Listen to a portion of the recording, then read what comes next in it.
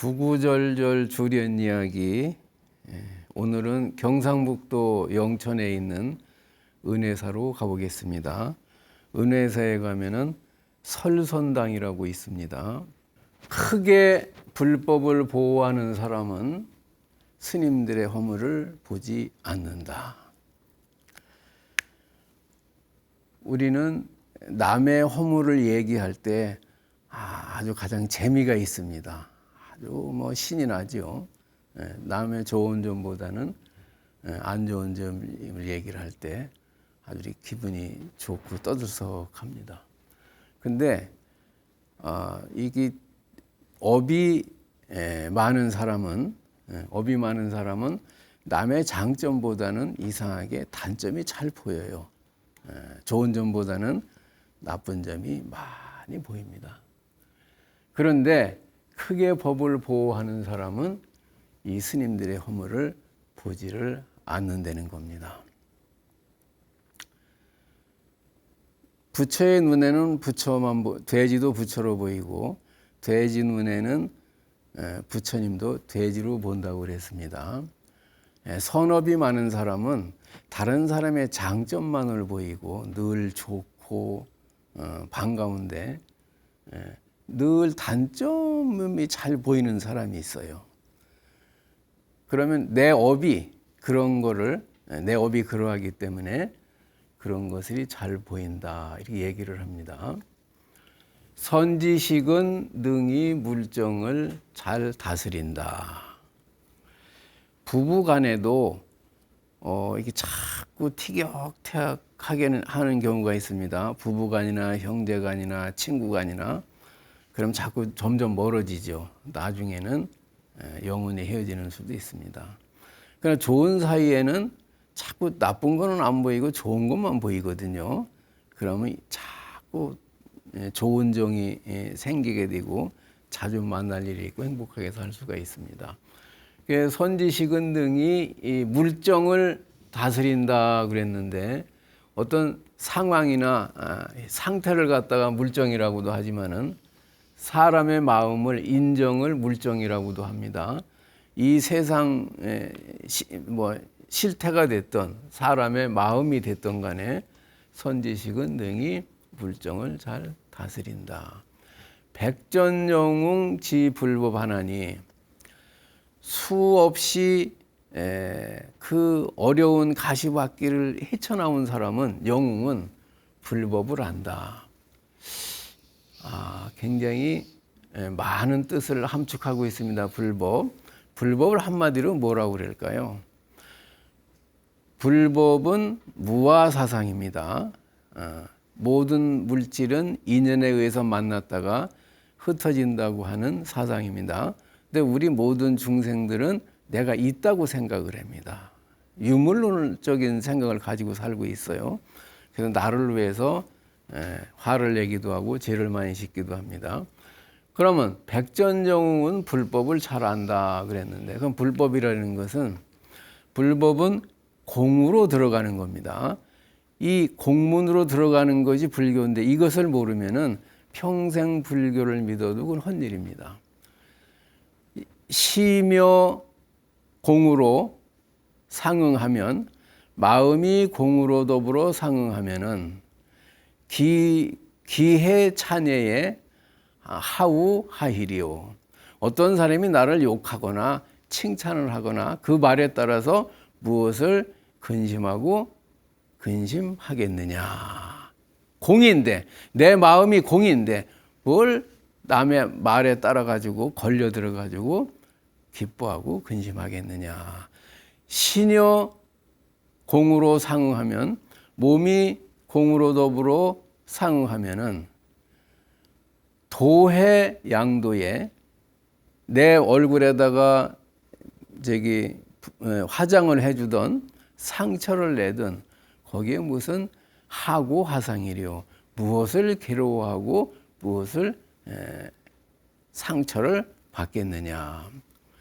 심신여공 상응하면, 몸과 마음이 공으로 더불어 상응하면은 불과 증득, 불과를 증득하는 경지로 들어가는 문이다 그랬습니다. 불교라고 하는 것은 내 몸과 마음이 공으로 더불어 상응하면은 내 몸과 마음이 공인 줄 알면은 그것이 바로 불과를 증득하는 길로 들어가는 것이다. 그래서 무아라는 것을 알아야만 불교를 알 수 있다고 할 수가 있습니다. 그래서 백전정웅은 이 무아라는 거, 모든 것은 임시로 나타난다, 사라진다. 무상이요 무아요 고라고 그러는 것을 알 수가 있다. 그래서 그것이 불교의 핵심 내용이 되겠습니다. 재래보살 설 가상 하나니 거듭 온 보살은 가상을 설하나니, 우리는 두 번만 온 것이 아니라 수없이 옵니다. 업에 따라서 오지 않을 수가 없어요. 전생에 내가 지은 업을 받아야 되고 빚진 것을 갚아야 되고 또 좋은 것은 내가 남한테 베푸는 것은 받아야 되기 때문에 주고 받을 것이 있기 때문에 오지 않을 수가 없습니다. 그런데 부처님은 굳이 안 오셔도 돼요. 그래서 우리는 업생이지만 부처님은 원활혼자 원생입니다. 그래서 거듭 온 보살님은 부처님은 수없이 나타나죠. 천광유수 천광월이라 강이 1000개가 있으면은 달이 1000개가 뜬다 그랬습니다. 우리 중생이 10,000명이면은 10,000명 앞으로, 10만 명이면은 10만 명 앞으로 부처님은 오셔가지고 가상을 설하신다. 여기서 집안 소식이라는 뜻입니다. 보통 집에서 일어나는 일을 말씀하신다. 이 세상을 세간이라고 불교계를 출세간이라 합니다. 세간과 출세간이 따로 분류되어 있을까요? 하나입니다. 생사도 하나요. 지옥과 극락도 하나요. 만남과 헤어짐도 하나라고 합니다. 모든 것은 하나이기 때문에 이 세상과 불교가 분리되어 있지 않습니다. 그래서 육조해능 스님은 불교는 세간 속에 있어서 불교 제세간하야 분리 세간각 하나니 이 세상과 떨어지지 아니했으니, 만약에 세속을 버리고 이세몇 보살이라 이 세상을 버리고 지혜를 구할 것 같으면은 마치 그것은 흡사 구토각이라 토끼 머리에서 뿔을 구하는 것과 같다. 이 세속을 떠나서 불교가 따로 존재한다고 생각을 한다면은, 보리를 찾으려고 한다고 한다면은 그것은 있을 수가 없다. 거기에는 불교가 없다. 그리고 이 불교를 부처님을 찾을 수가 없다. 이런 말이 되겠습니다. 영사창생 이고해하야, 영원히 창생으로 하여금 억조창생이라고 합니다. 억이라는 건 수없이 많은 숫자죠. 창생, 국민, 수없는 중생 이런 뜻이 되겠습니다. 영원히 억수로 많은, 이 풀을 창자가 많다는 뜻입니다. 중생이나 창생이나 같은 말입니다. 영원히 창생으로 하여금 이 고해하야, 이 고통스러운 윤회의 세계를 벗어나게 해주기 위해서 항교적자유장이라 항시 어린아이를 가르치듯이 자항을 두시었다. 이 장이라는 것은 부처님의 말씀입니다. 어린아이를 가르치듯이 항상 자비한 가르침, 인자한 배를 띄우고 있다. 가르치고 계신다. 다시 한번 하겠습니다. 대호법은 불견승과 하나니 크게 법을 보호하는 이는 스님들의 허물을 보지 않나니. 중단에 가면은 삼주호법 위태천신이라고 있습니다. 동진 보안보살이라고 하는데 아주 잘 생겼죠. 이분의 원래 모습은 머리가 3개에다가 팔이 6개입니다. 이 형상으로다가 많은 악귀, 마귀를 갖다가, 마구니를 갖다가 제압을 합니다. 근데 이분이 나는 어떠한 스님들의 잘못도 나는 보지 않겠노라. 난 스님들의 잘못은 나는 보지 않겠다. 이렇게 생각을 하고서 이 도량을 수호하고 있습니다. 수 없는 호법심장을 거느리고서 남의 잘못을 자꾸 판다고 하는 것은 그것은 별로 좋은 일이 아닙니다. 자꾸 덮어주고 이해하고 사랑을 해야지. 효봉 스님은 우리나라 제1호 판사입니다. 그분이 나는 내가 속과에 있을 때 판사였다고 말을 한 적이 없습니다. 그 같이 판사를 했던 사람이 금강산에 와서 지나다가 효봉 스님을 보고서는 아, 저분이 판사를 했습니다. 이렇게 얘기를 해가지고 알게 됐지 아무도 몰랐어요. 근데 이 스님한테 와서 어떤 스님이 아이고 아무개 스님은 고기를 좋아합니다. 술을 잘 먹습니다. 거짓말을 잘합니다.